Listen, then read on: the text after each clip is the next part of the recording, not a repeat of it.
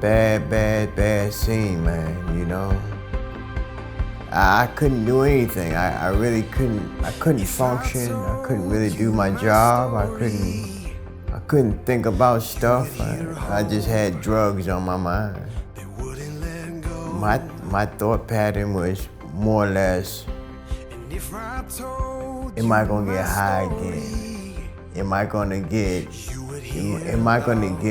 this same high I got last time? It's always the same thought pattern. Everything is just repeating the same thing. It's constantly repeating the same thing over and over and over again. What led me to a hospital is I was doing HVAC work. I was under this lady's house and I got bit by a spider. That's what it was, a spider bite. And the venom, it was going into my brain and into my spinal cord. So I go to the hospital and they cut out a big, giant patch of my neck, just whacked it out. I was there for about 2 weeks. I helped this old lady to go outside and she wanted to smoke and I helped her outside and she had COVID. And I contracted COVID while I was in the hospital. So by the time they rushed me to the hospital, I had passed out. For 2 months, I stayed in a coma. 2 months. In the whole 2 months, while I'm in a coma, I'm pretty much just floating around.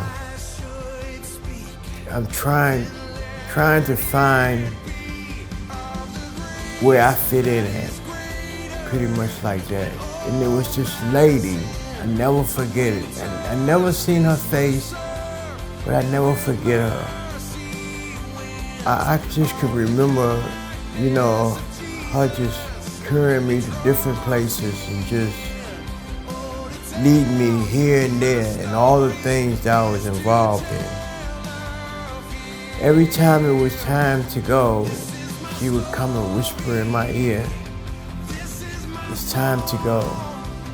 And we would vanish off to somewhere else. And I woke up, man, and you could see the board just lighting up like crazy. And the doctors was just coming in there and they said, man, we signed you off for dead. We actually signed you off for dead. All we had to do was just put the date, the time that you passed away, just fill that in and you was off to the mortuary. But God had another plan for me, you know. All of that I've been through, I still didn't come in the concept that Jesus had me in his arms. I just didn't believe it, you know. I said, why would Jesus want to save a nobody like me? A pure nobody, a junkie, scum off the earth. Why would Jesus want to save me? And I came home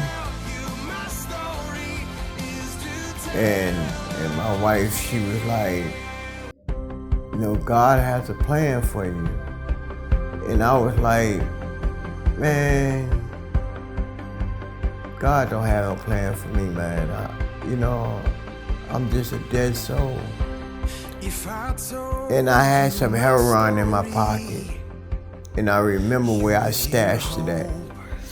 And I went to my stash and I got it and I just sniffed the whole thing and died again, right in the front yard. The little lady came again, you know, and she said it's time to go. And I woke up. I woke up again. That's when it hit me. Jesus wanted to live. Jesus wanted me to have a life, wanted me to have love. I overdosed. 4 days, 5 days after I got out the hospital, I overdosed.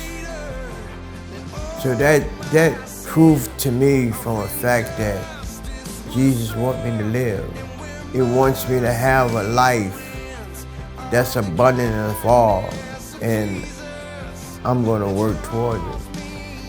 I worked at different types of jobs, but not to take care of my family, but to take care of high, to take care of addiction that only Jesus could bring you through. Nobody else, no drug rehab, no place can bring you through but Jesus. We can say, well, we surrender ourselves to a higher power and just that and the third, but it's not that. Jesus is the way, the only way. There's no other way, man. No other way. Different people look at you and say, well, you've been a failure all your life, and you've been a failure now. You know, keep failing. But Jesus said, no, you've been a failure part of your life. I got the rest of your life. God has made a way for me. And that way is to walk. It's just to walk beside him. My family is changing very, very slow, but it's changing. With time, you know, Jesus will make things right for you. With time, things will get better as you go along, but we gotta have faith. And without works, faith ain't no good. And right now, Jesus got a family that he introduced me to, and I'm loving this family more than anything in the whole wide world.